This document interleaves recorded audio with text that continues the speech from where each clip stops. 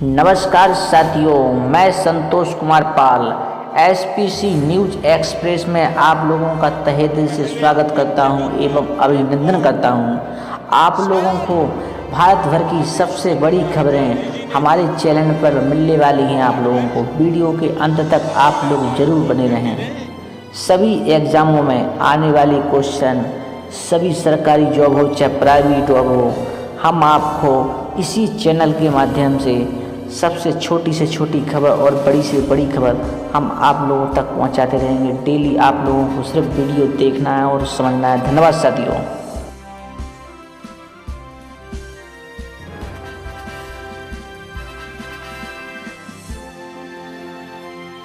UTI small cap fund 2 दिसंबर 2020 को launch किया गया। फंड का प्रबंधन यूटीआई मिड कैप फंड के फंड मैनेजर अंकित अग्रवाल द्वारा किया जाएगा। फंड मिड कैप में 7 छोटे कैप को लगभग 65-80% आवंटन बनाए रखेगा।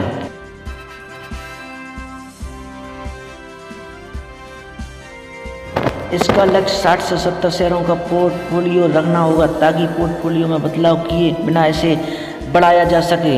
विराट कोहली 12,000 रन बनाने वाले सबसे तेज क्रिकेटर। भारत के कप्तान विराट कोहली 2 दिसंबर 2020 को सचिन तेंदुलकर रिकॉर्ड तोड़ा। भारत के कप्तान विराट कोहली 2 दिसंबर को सचिन तेंदुलकर रिकॉर्ड तोड़ते हुए सबसे तेज 12,000 रन एक दिवसीय रन बनाने वाले क्रिकेटर बन गए। कोहली ने ऑस्ट्रेलिया के खिलाफ तीसरे और अंतिम मैच के दौरान इस उपलब्धि को हासिल किया।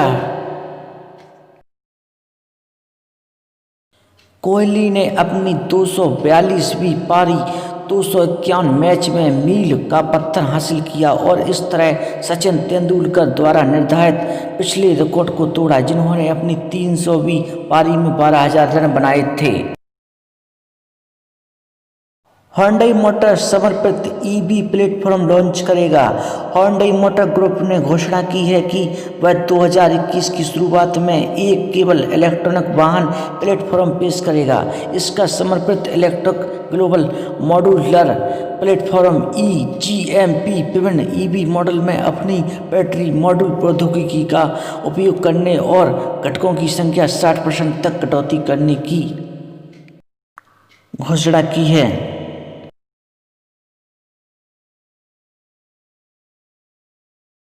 EGMP पर आधारित एक इलेक्ट्रिक वाहन एक बार में 500 किलोमीटर 310 मील या उससे अधिक की ड्राइविंग रेंज की पेशकश करेगा। दुनिया का पहला लैब में बना मांस। सिंगापुर ने प्रयोगशाला में बनाए चिकन मांस को बेचने के लिए अमेरिकी startup eat just the green को मंजूरी दी। यह साफ मांस के लिए दुनिया का पहला विनियामक अनुमोदन है जो मृत जानवरों से नहीं आता।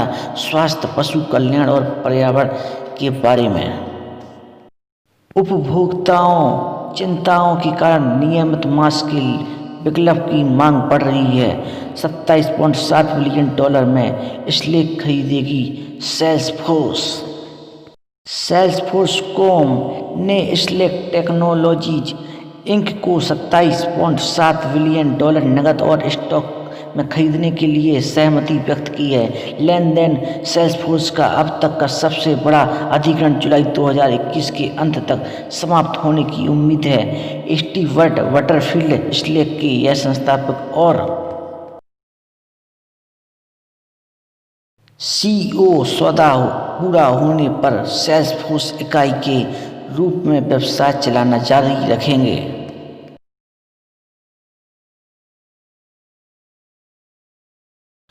2 दिसंबर को व्यापार मंडल की बैठक हुई।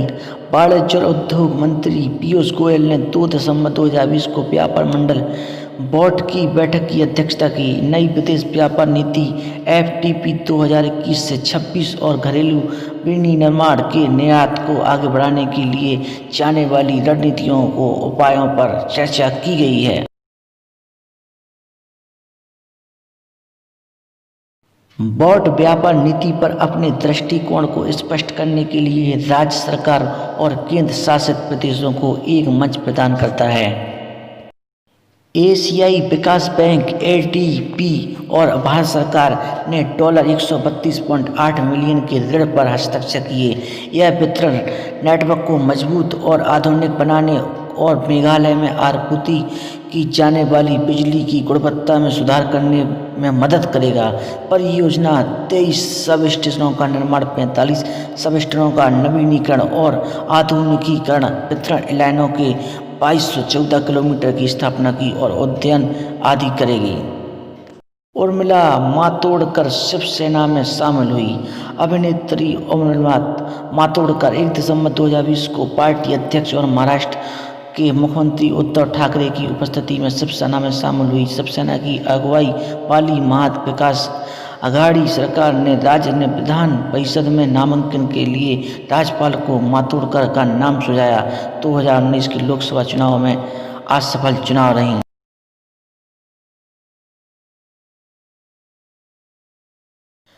एमपी का 2030 तक एड्स को पूरी तरह से खत्म करने का लक्ष्य। मध्य प्रदेश में एड्स रोगियों की संख्या तेजी से बढ़ रही है। राज्य में अब तक 69,400 लोग संक्रमित हो चुके हैं। इंदौर में सबसे अधिक 12,773 मरीज थे। 7,000 से अधिक रोगियों के साथ भोपाल दूसरे नंबर पर है। स्वैच्छिक संगठनों के सहयोग से HIV नियंत्रण के लिए 60 से अधिक परियोजना चल रही हैं। सरकार का लक्ष्य 2030 तक एड्स को पूरी तरह से समाप्त करना है। महाराष्ट्र सरकार ने एक नया अभियान शुरू किया। महाराष्ट्र सरकार ने कुष्ठ और तपेदिक से पीड़ित रोगियों का पता लगाने के लिए एक नया अभियान शुरू किया। 1 दिसंबर 2020 से शुरू हुआ महीने भर का अभियान 8.66 करोड़ लोगों को कवर करेगा, जिसमें ग्रामीण क्षेत्रों के 6 करोड़ से अधिक लोग शामिल हैं।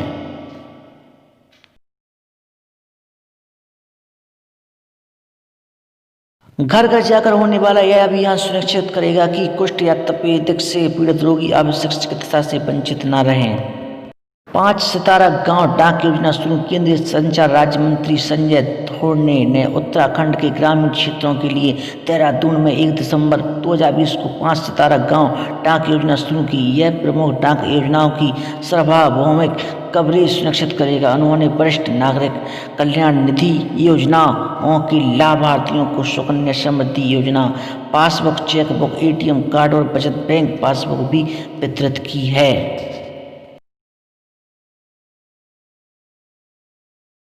दिसंबर 2020 में कोविड-19 के कारण गुजरात से राज्यसभा सांसद अभय भारद्वाज का निधन हो गया। अभय भारद्वाज एक प्रमुख वकील थे और जून 2020 में राज्यसभा के लिए चुने गए थे। उन्होंने अगस्त 2020 में राजकोट में पार्टी की बैठकों और एक रोड शो में भाग लेने के बाद कोरोना वायरस संक्रमित पाए गए थे।